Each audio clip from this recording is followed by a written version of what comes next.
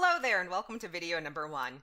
In this video I will show you how to use a special setting in the catalog so that way when you see your list of search results you'll see items and materials that are located only at Acorn Public Library. This is very important because, as you might know, the catalog here contains items and materials from dozens and dozens of local area libraries. I will show you here with an example. I'm on the Acorn Public Library website, the home page, the front page, and I'm going to left click into the search bar and type in a topic, say vegetable gardening. Alright, and then I'm going to move over and left click on the magnifying glass to start my search.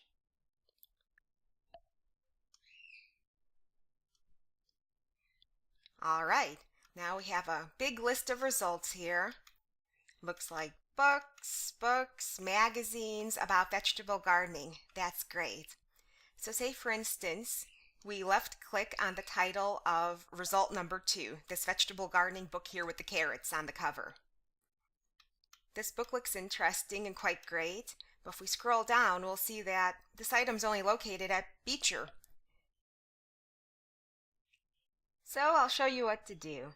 Scroll back up to the top of your screen where the red toolbar is.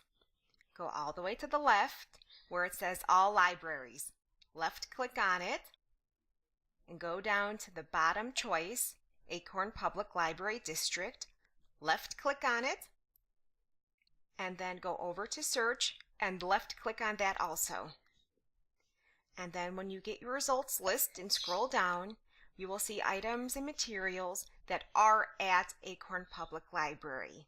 And you'll know this and you'll see this because underneath the title and the picture for each item, it will give you the library name, Acorn Public Library District, the call number, the item type, the location, and the status.